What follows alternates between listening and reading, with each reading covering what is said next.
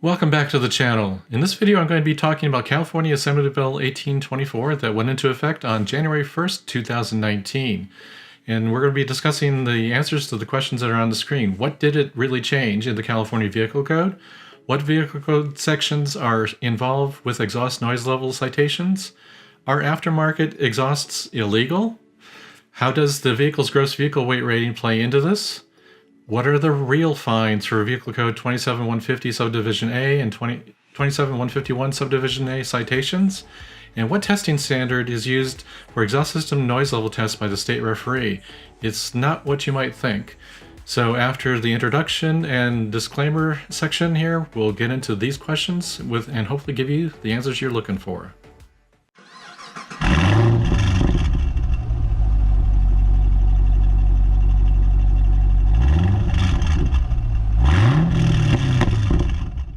Please review the Automotive Information, Repair, and Modification Guidelines on this screen. Seek the advice of a repair professional if you're unsure how to perform any repair or modification safely and correctly. All repairs and modifications are performed at your own risk.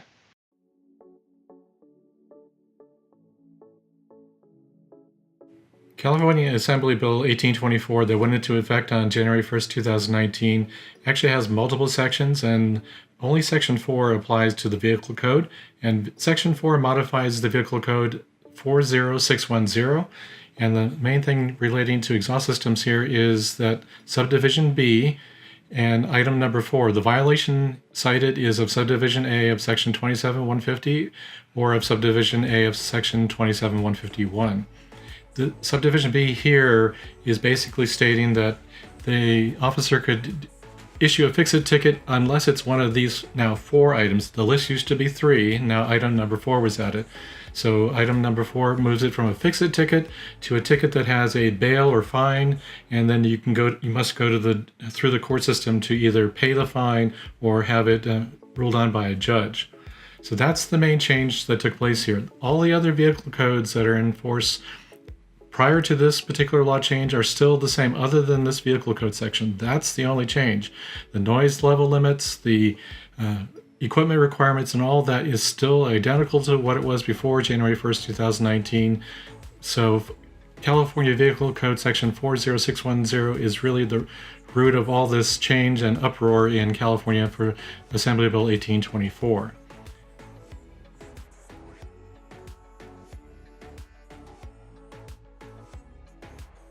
It's important to point out that the other sections of the Vehicle Code were not modified by California AB 1824.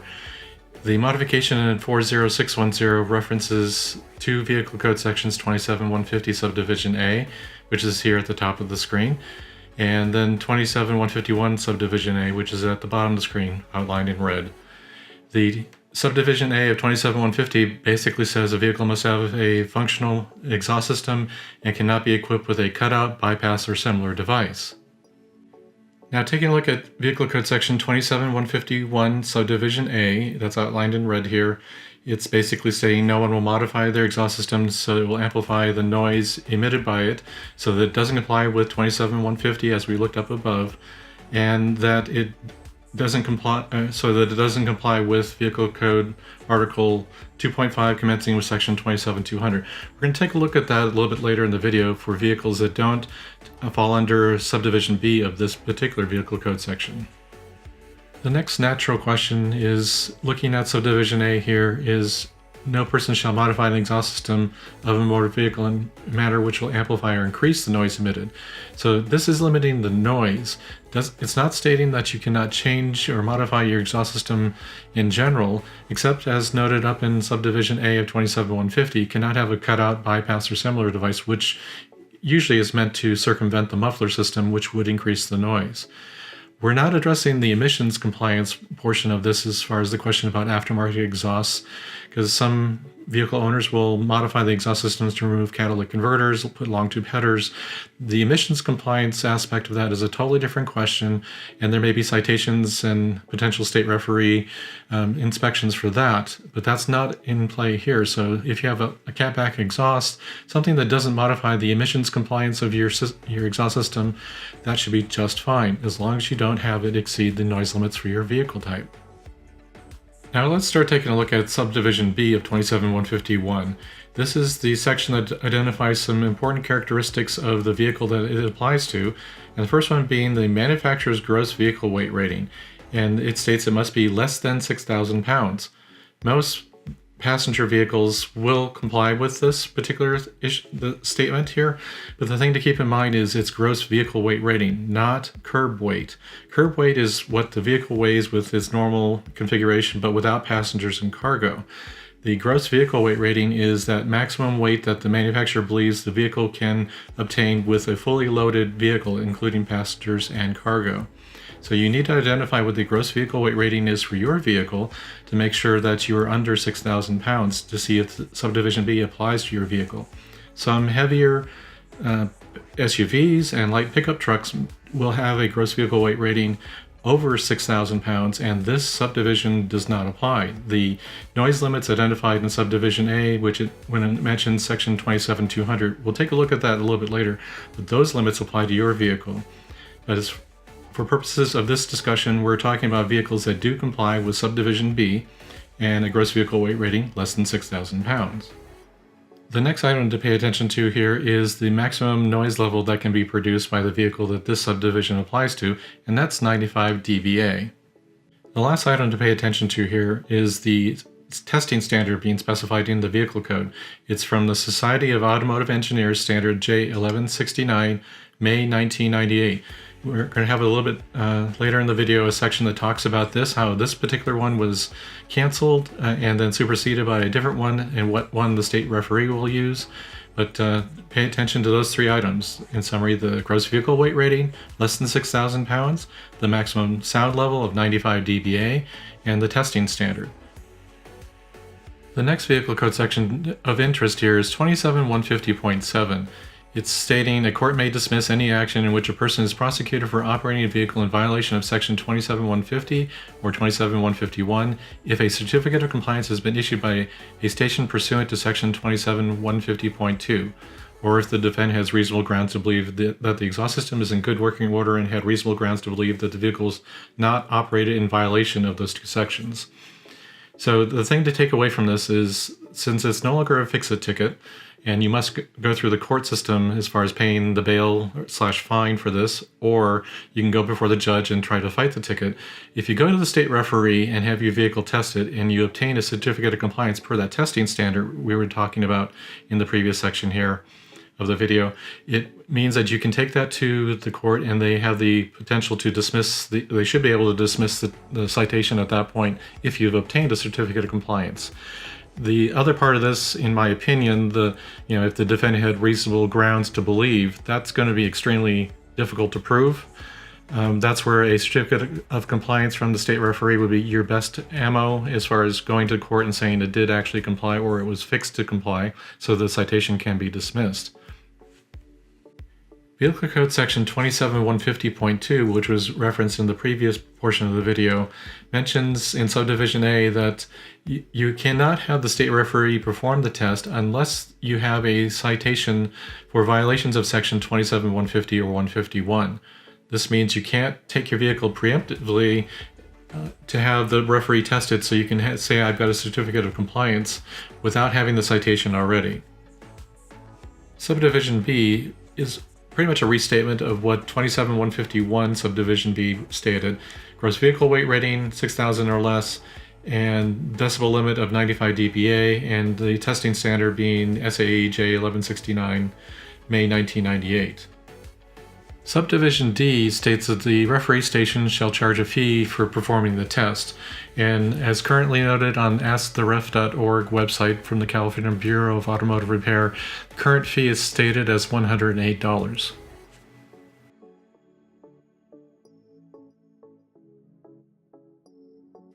I have the Uniform Bail and Penalty Schedules for 2019 for California on the screen here. I've taken the sections that apply to the vehicle code sections that we're talking about in this video, and you can see that the 27150 Subdivision A and 27151 Subdivision A fees are different than what people have been reporting. They're not the $1,000 amounts that people have been reporting so far. you can see that for a 27151A, it starts off at $25, and with the additional county and court and state fees, it's $193 as the fee for at least the first citation. That could escalate depending on if you receive multiple citations. There is also a 27150 subdivision A at the top, very similar fee schedule, but it does max out at $197 for the first citation. If you take a look at the middle section, the 27150.3s, the whistle tip related citations, those are the expensive ones in here. So as long as you don't have a whistle tip on your vehicle or you're a company installing one, the citation fee amounts should not be the amounts that have been widely reported. So I've added the notes, the alphabetic and numeric notes here from the PDF file, and I've got a link down in the description section where you can go download this from and take a look at it. But make sure you check with the county that issued the citation to see if they have a unique or specific fee schedule for that county. I've heard reports that are a variety of counties, especially some in Southern California, that have different fee schedules related to these citations, and the fees for those particular citations could be vastly different than what you're seeing here on the screen. Use this as a guideline, at least for the general state. Check with the county, though, that you received the citation and get their fee schedule if they have one. Check it out.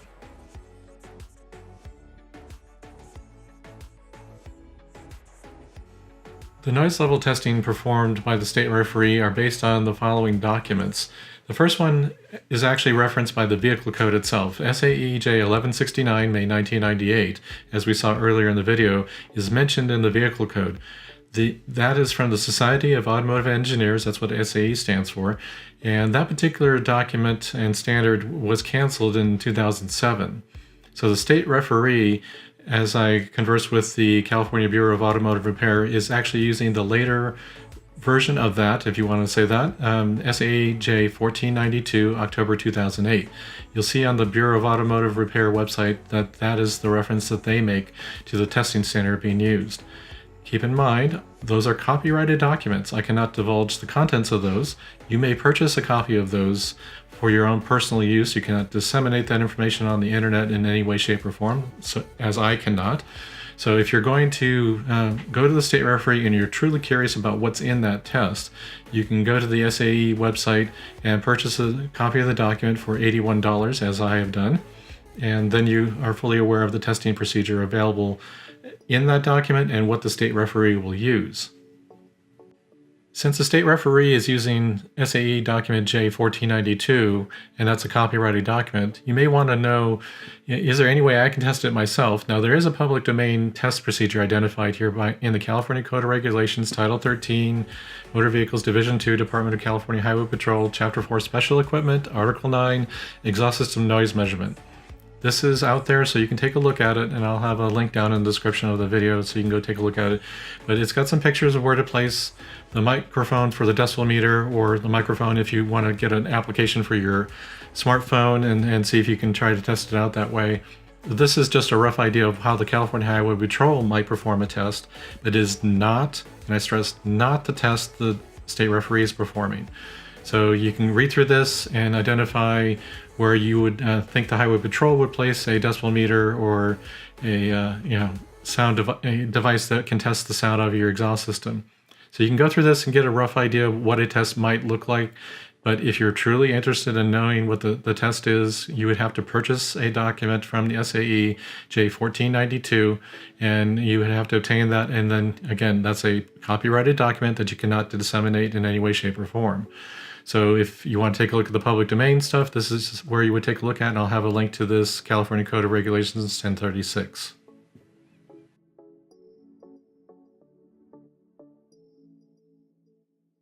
Here is Vehicle Code Section 27200. That was referenced back in Vehicle Code Section 27151 Subdivision A, and all vehicles have to comply either with the 95 decibel limit or the limits identified here in Section 27204. So if the gross vehicle weight rating for your vehicle is 6,000 pounds or over, but not over 8,500, and it was manufactured after 1977, the limit's actually 80. As you can see here on the chart, there's varying decibel limits based on the gross vehicle weight rating. That's why it's important to understand the actual gross vehicle weight rating for your vehicle. So most passenger cars, if not all, should comply with or be under the 6,000 pound limit, but some SUVs and light passenger trucks Pickup trucks can fall into the category where they're in excess of 6,000 pounds. So the testing specifications identified before from SAE and the citation limits identified as far as the maximum 95 don't apply in the cases where the gross vehicle weight rating is over 6,000 pounds. So go out and check your vehicle or look it up and make sure you understand what the gross vehicle weight rating is for your vehicle. After you received a citation, what are the things I would suggest you do? Well, first off, understand what the gross vehicle weight rating is for your vehicle, since the testing procedures identified by the vehicle code are applicable to vehicles that have 6,000 pound or less than 6,000 pound gross vehicle weight rating. So know your vehicle. I would suggest even knowing that before you get a citation. So go check that today. If it is a vehicle that is 6,000 pounds or higher on the gross vehicle weight rating and you received a citation for a noise violation, make sure you understand how to successfully resolve that by contacting the issuing agency and or the court, because the testing procedures identified here and the state referee can only perform tests on vehicles under 6,000 pounds gross vehicle weight rating. If you wish to understand what the fees are that would be associated with this type of ticket, even before you get one, you could look up for your county what the bail and penalty schedule is. Not all counties have a county specific one, but if they do, you might want to be aware of what the fees are, because they could be much higher than what's listed in the one that I included in the video, which is the general one for the general state. But if your county has a specific one, check that out now to know what you're facing in case you do get a citation. If you do get a citation, make sure you perform any necessary repairs in a timely manner, because you have some dates that you have to comply with here. And if you want to get a certificate of compliance from the state referee, so you've been issued one of the citations that allow you to go to the state referee, and you schedule an appointment with the referee's scheduling center, and then you go and take your vehicle to have it tested by the state referee, which will perform that test per SAE J1492. And then if it passes, you'll get a certificate of compliance that you can take to the court. And then again, I stress the next step, make sure you're aware of any and all dates involved in handling the citation.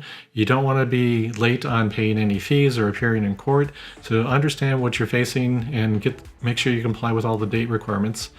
And again, I'm not a lawyer, not pretending to be a lawyer. So all my statements in this video are my opinion. So if you have any questions that are you have any confusion about any of this, and you may want to check with a lawyer, get the advice or services of a lawyer to handle your traffic citation to help best guide you through the situation. If you're comfortable with understanding of the situation, that's fine, but if you have any questions, please seek legal advice from an actual lawyer, and preferably one that's familiar with the county where this citation was issued. In summary, I've tried to put together as much information as possible to better explain this situation when you receive a citation for Vehicle Code Sections 27150 Subdivision A and 27151 Subdivision A. I've used the following technical and information resources in the preparation of this particular video. I've produced some additional videos before this, but this one I've tried to put everything in one video, so hopefully it answers your questions related to this topic. So I checked with the California law text for California Assembly Bill 1824, Section 4. I've referenced items in the California Vehicle Code that apply in calendar year 2019. I've spoken with representatives from the California Bureau of Automotive Repair, Society of Automotive Engineers, and I've researched topics related to California Code of Regulations 1036 from the California Highway Patrol for exhaust system noise measurement. I've pointed out information from the California Uniform Bail and Penalty Schedule for calendar year 2019.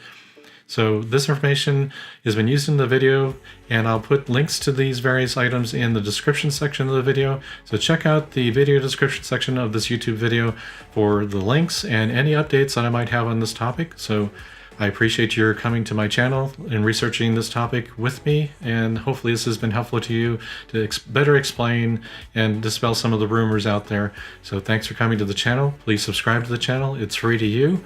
And if you like this video, hit that like button. I'll see you in the next one. If you like this video, smash that like button. If you're stopping by the channel for the first time, please subscribe to the channel. Click that bell icon to get notified when I upload new videos. Please follow Retro Car Guy 530 on Facebook, Instagram, and Twitter. Thanks for taking the time to visit the channel, and I'll see you in the next one.